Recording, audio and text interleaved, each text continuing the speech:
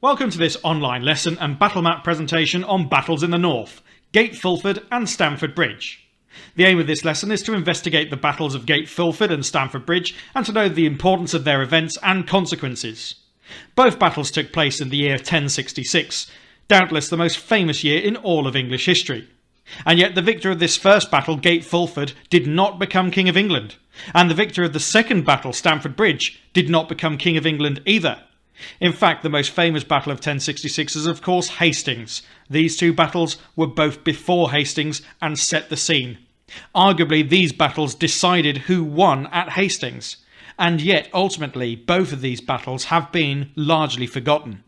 However, if you are studying this period in history, you cannot afford not to know about these battles. So without further ado, let's get some idea of the context.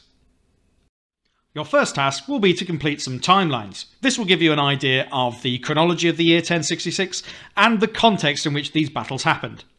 Your timeline should be from September the 8th to the 30th and from October the 1st to the 17th. Now I've split these timelines into two so that you've got plenty of space to write the relevant details around the outside. You'll notice as well that I've colour-coded these events. The Vikings I've colour-coded in green. Their first event is that on the 20th of September, the Saxons and the Vikings had a battle at Gate Fulford. In this battle, Harald Hardrada, the Viking claimant to the English throne, won. If you're unclear about the different claimants to the English throne in 1066, I've got a lesson on that too, and you might want to watch that first. Then we got the Saxons. I've colour-coded them in blue. On the 25th of September, the Saxons versus the Vikings had a battle at Stamford Bridge. King Harold won. So surely his throne was secure? No. On the 2nd of October, Harold's army left York to face William of Normandy. Then on the 6th of October, Harold arrived in London. Then on the 12th of October, Harold left London, heading for Hastings. So you can see there's been quite a quick turnaround here between battles. What about the Normans then? Well, on the 27th of September, Duke William set sail from Normandy. He had been waiting for the wind to change for ages, and it changed at just the right time for him, as he was able to arrive unopposed. Because on the 28th of September, Duke William's army arrived at Pevensey in England. Harold's army was nowhere to be seen. Of course, it was still in the north, having only just won the victory at Stamford Bridge. Then on the 14th of October, the Battle of Hastings. The Normans beat the Saxons and King Harold was killed. So let's get all of those events down on the timelines and get a sense for all three of these battles, the sequence in which they happened and the contextual information around that. Pause the video while you complete your timelines. So as you can see from this, the Vikings started out by winning but then suffered a crushing defeat. But King Harold was not able to turn this into a permanent victory as he was subsequently beaten at Hastings. One must wonder if the English armies had been basically weakened by the earlier battles, making their victory at Hastings even less likely. And of course, in the end, they didn't win. But the Battle of Hastings is for another lesson. Today, we're going to focus on Gate Fulford and Stamford Bridge. So why did the Vikings win at Gate Fulford? It would be useful to create a table much like the one that you see here. You can pause the video while you put this together. Effectively, you're going to give the name of the battle, which was Gate Fulford on the 20th of September 1066. You'll give the reasons for the battles, the events of the battle, what the result was, what were the consequences. Also, you should consider what you've learned about King Harold, about loyalty to King Harold, and also the threat from Norway. This will take a bit of thought because King Harold wasn't actually at this battle, but he's still involved in an indirect way. I should point out too that don't think that Gate Fulford was a fight over a gate. Gate is an old Norse word for a road or street, and so this happened on the road to York. We're going to have a look next at the battle itself. Those of you who may have watched my battle map presentations for the warfare topic will be familiar with the style. Basically, I draw a really rubbish map on Microsoft Paint and then crudely animate symbols over the top of it to show the ebb and flow of the battle. However, it should give a pretty clear idea of what happened that day, even if it's not particularly realistic. So here is the battlefield at Gate Fulford. You can see Gate Fulford in the middle. That's the gate, the street going to York. It happened on the 20th of September of 1066. The Vikings versus the Saxons. Now a ford is where you cross a river or stream by getting your feet wet. There's no bridge there, you simply walk through a shallower part of the river. And so Fulford is the fuel ford. It's the ford where people would bring the fuel or the firewood up to the city of York. In the middle of Fulford was Germany Beck. This was a tidal stream, so at various times of the day it was too wide to actually cross. So you needed to wait until the tide went out, the River Ouse took more of the water in, and finally the beck or stream would recede far enough that you could walk across it. And that's really how our battle begins. Let's consider the Saxon deployment first of all. On the right hand side we have got the Northumbrians led by Earl Morcar. We've heard his name before, he was the son of Earl Elfgar of Mercia. And then we have the Mercians, who are led by Edwin. Okay, so let's make a few notes now on the Saxon deployment. Earl Edwin and his Mercians secured the bank nearest the River Ouse. Morcar and the Northumbrians took up the centre and other flank. A small rise in the land made communication difficult. Basically, from certain positions, Morcar could not actually even see Edwin, much less give any messages to him. So that was something they would have to bear in mind. They numbered about 5,000 warriors, most of them thanes and local feared from Northumbria itself. Now let's consider the Viking deployment. Opposite Morcar we have got Tostig. That's Tostig Godwinson, the brother of King Harold, who had treacherously decided to invade to get his earldom back in league with Harald Hardrada, who had his elite bodyguard with him. They were on the other side of Germany Beck. They also brought with them a crucial reserve. However, this reserve was invisible to Morcar and Edwin, who could not see behind a rise in the ground. So the Viking deployment worked like this. Hardrada and his elite bodyguard took up positions opposite Edwin, nearest the River Ouse. Harold's brother Tostig took up the positions opposite Morcar. A large Viking reserve was kept hidden behind a rise in the terrain. So their strength, including that reserve, numbered 10,000 men. That's right, they vastly outnumbered Morcar and Edwin, but they weren't prepared to risk all of their men at once. After all, this was the entire Viking army, and they couldn't exactly nip back to Norway to get some reinforcements. So the battle begins with waiting, basically. The Saxons and the Vikings would have been shouting insults at each other, but unable to advance while Germany Beck was still in full flood. But as the tide receded, the battle became possible. The battle commences. Both sides had to wait for the tide to go out so that the stream was low enough to cross. At that point, Morcar and the Northumbrians charged at Tostig's section, reasoning that they would be the weakest part of the Viking line. They were almost right in this assessment. The Northumbrians pushed forward. Tostig's Vikings began to give ground. The Saxon shield wall pushed forward, but a stalemate developed as Viking reserves began to steady Tostig's line. It is then that Hardrada took his opportunity to strike. Hardrada's elite warriors charged Edward's Mercians, noticing that their flanks were not secure. After a short and one-sided fight, Edwin ordered a retreat back to York to regroup. Morcar, engaged in fierce fighting and hidden from view by the terrain, could not see that the Mercians had left his flank exposed. Part of Hardrada's force pursued the Mercians, and Hardrada charged and went berserk. Berserk is an old Norse term for a man who was high on blood and full of battle fury. Hardrada's men charged the partially surrounded Northumbrians in their flank.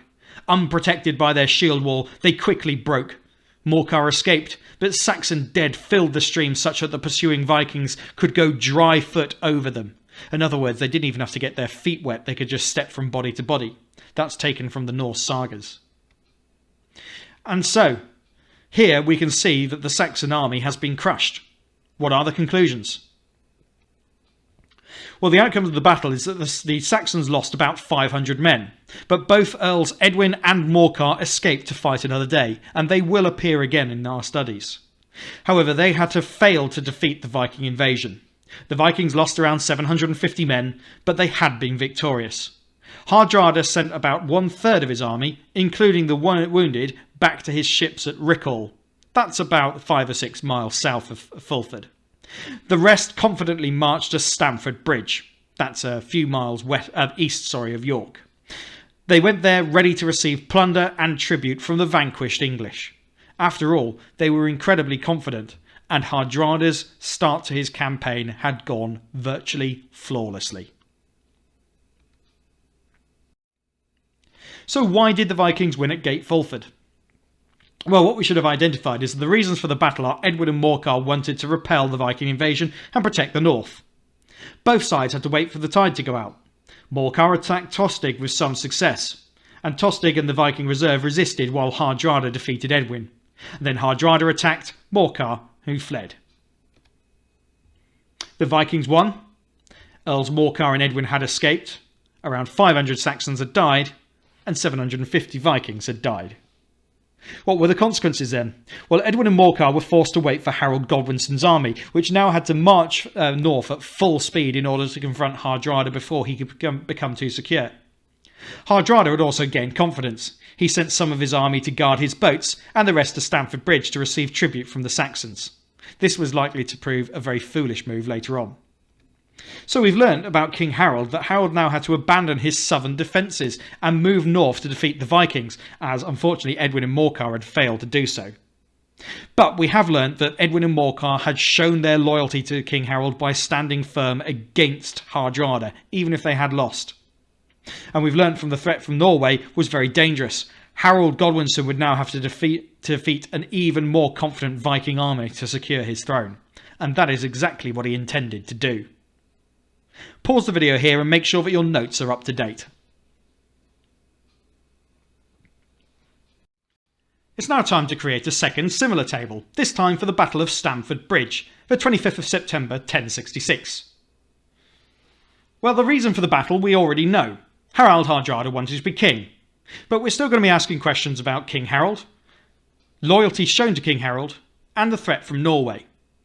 So when you're ready, we'll have a look at the events of the battle. So let's consider the battlefield at Stamford Bridge. As you can see hang on, that's the wrong Stamford Bridge. Okay, the Battle of Stamford Bridge has literally nothing to do with Chelsea Football Club. It's not that sort of contest, okay? So instead we're going to have a look at the real battlefield. The Battle of Stamford Bridge, 25th of September 1066. Vikings versus Saxons. That's better. Not a football field, but the actual battlefield. Okay, the map isn't brilliantly drawn, but it gives you the main features. The battlefield at Stamford Bridge had the River Derwent running through the middle of it. This map is not actually aligned east-west or north-south, it's just aligned in such a way that it's really clear who's on which side. But roughly speaking, the left-hand side would be the west bank, and the right-hand side would be the east. Let's consider the Saxon deployment. Harold had force-marched his army north after the defeat of the Saxons at Gate Fulford. They had been gathering their strength along the way until his army numbered over 10,000 men. He achieved this 180-mile journey in only 4 days. That means that some of the soldiers in this had achieved about 2 marathons a day across 4 days. Okay, most of the men who did this would have been on horseback, but they didn't fight on horseback, and others who had gathered along the way would have marched many miles. But it was worth it for Harold. His 10,000 men had achieved complete surprise when they reached Hardrada's position on Stamford Bridge. Indeed, they even managed to catch some of the Vikings on the west bank of the River Derwent, while the rest fled across Stamford Bridge as quickly as possible. It's worth bearing in mind the size of Stamford Bridge at this point. This is little more than a wooden footbridge. Only a couple of men could cross it at any one time. So if you're imagining a large stone structure that an entire army could smartly march across, think again, and that will become important. What about the Vikings? Hardrada's force was completely surprised, and many were without their armour. Those on the west side of the river fled across and formed a defensive position. There were around 6,000 Viking warriors present, and Hardrada immediately sent for his 3,000 reinforcements, guarding the boats about 10 miles away at Rickle. Doubtless at this point Hardrada very much regretted splitting his force. The first event was a lone horseman trotted across Stamford Bridge and confronted Hardrada and Tostig. It was not unusual at this time for a messenger to come and confront the enemy commander to see if terms could be met without any bloodshed. Tostig stepped forward as interpreter. The Saxon man said, "Submit, and you can take back your title and earldom." Tostig replied, "What would you offer my lord Hardrada for his trouble?" At which point the Saxon replied, 7 feet of English land, for he is taller than most men," referring to the size of grave that Hardrada, a famously tall king, would need. And on that the conversation ended. Hardrada was most impressed with the boldness of this Saxon rider and asked Tostig who he was, at which point, according to the sagas and the chronicles, Tostig revealed that it was Harold himself. So, at this point, battle could be joined. But the English army had to get across that tiny bridge, and this was going to be more difficult than you'd expect. At this point, the English were delayed by a Viking axeman who was able to hold the narrow footbridge single-handedly. He was apparently a very large, very skilled warrior who was able to go berserk with his famous Dane axe on the bridge. And as the English tried to cross, never more than about 3 at a time, he was able to very easily deal with them. The English lost about 40 warriors until eventually a sneaky Saxon floated under the bridge in a half barrel and stabbed the berserker from below. We can see an artist's impression of that event in the picture. So, using this sneaky tactic, the Saxons had cleared the bridge. They were now ready to advance across it. The axeman killed, the English advanced across the river. The Vikings formed a shield wall and fought savagely. Many English thanes and housecarls fell. After a while, the Viking lack of armour and English superiority in numbers began to tell. Tostig had been killed, supposedly by Harold himself. Also, Hardrada had been struck in the neck by an arrow and also killed. At this point, it appeared that the English were on the verge of victory and the remaining Viking resistance was beginning to crumble. But the Vikings then made a counterattack. They truly were the most ferocious warriors in Europe.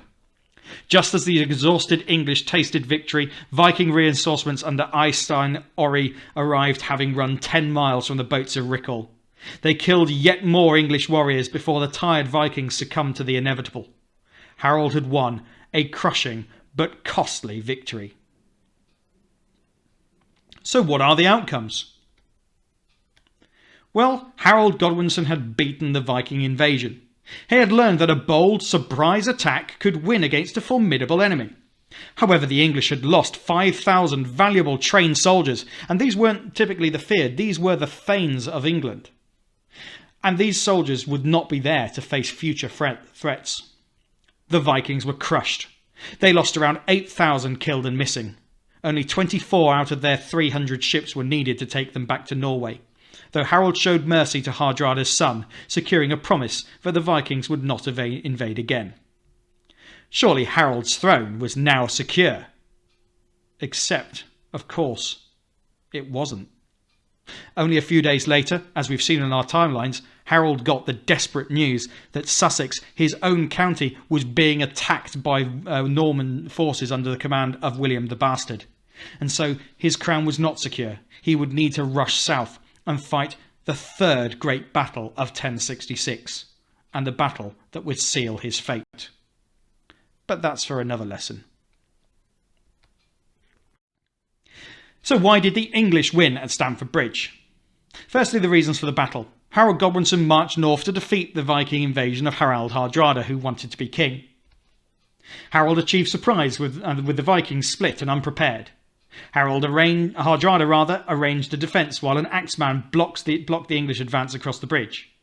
The Vikings lost, despite the late arrival of reinforcements. Harold Godwinson had won and defeated Hardrada's invasion. Hardrada and Tostig had been killed, and the Vikings were almost wiped out. That said, 5,000 English warriors had also died. As a consequence, Harold had temporarily secured his crown, and he had gained confidence, but he became overconfident in the tactic of surprise. Harold's forces were severely depleted. He would need to rely more on the temporary soldiers of the feared. Harold was also in the north when William of Normandy's invasion arrived in the south. So, what have we learnt about King Harold? That he was a skilled and brave commander.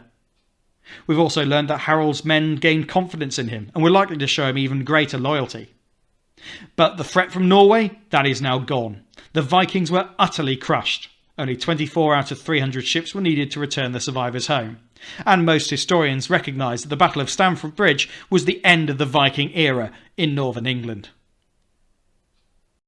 Let's apply this knowledge to the exam.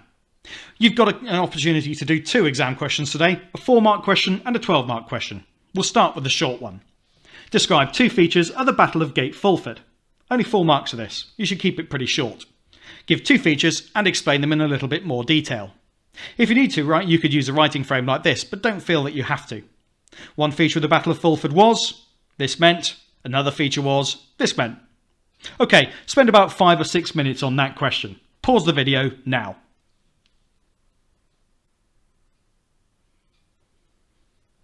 Alright, how did you get on? That's definitely the easier of the 2, but let's have a look at an example. One feature of the Battle of Fulford was that Earls Edwin and Morcar fought for King Harold Godwinson. This meant that the people of the north remained loyal to Harold Godwinson. Another feature was that it was fought over a tidal stream. This meant that the Saxon army could not attack the Vikings while they were vulnerable because the stream was too deep to cross.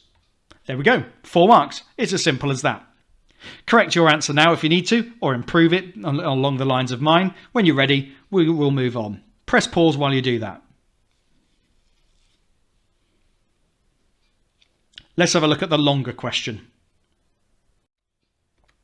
Explain the consequences of the Battle of Stamford Bridge. 12 marks for this one here. It's an analysis question. You may use the following in your answer: Harold's strength and leadership, the Viking threat, but you must also use information of your own. For these 12-mark answers, you will also always find that they give you some stimulus material. It is wise to use these because you know that these will be relevant points that you'll get credit for. But if you only use the stimulus material and points related to them, you will only get a few of the knowledge marks. There's 6 marks for knowledge on this particular question and 6 for your explanation and analysis. So here's how you might want to structure your answer. You need to fully explain 3 examples. Remember, peel, point, example, explain and link. You make a point. One consequence of the Battle of Stamford Bridge was. Then give some evidence. An example of this was. You then explain it. This meant, or the effect of this was, and then you link it back to the question. The consequences of this were that. You can also include a conclusion where you explain the most important consequence of the Battle of Stamford Bridge. And remember, you must be focused on consequences. Consequences are what happens as a result. So don't bang on about what happened in the battle unless it's relevant to what happens as a result of the battle. Pause the video while you complete that. You should spend about 18 to 20 minutes on your answer. Alright, let's have a look at an example. What I've done here is I've colour coded my points in red, my examples in blue, my explanations and extra detail in green, and my crucial links back to the consequences of Stamford Bridge in purple. One consequence of the Battle of Stamford Bridge was the effect it had on Harold's leadership and strength.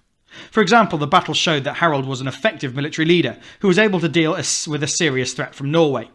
This was shown by the fact that Harold was able to march 180 miles in only 4 days and assemble an army. The consequence of this was that Harold gained lots of confidence, which would influence his decision to rush to face William of Normandy. Another consequence was that the Viking threat was wiped out.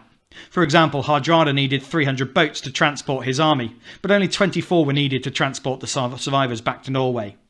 This meant that the Vikings had little choice but to agree to invade England again. The consequence of this was that the Viking threat to England was over, and no serious attempt to invade England was ever made again. Finally, a consequence of the battle was the loss of so many of Harold's best soldiers. Around 5,000 English soldiers were lost at Stamford Bridge, many of them the best trained housecarls and thanes in the English army.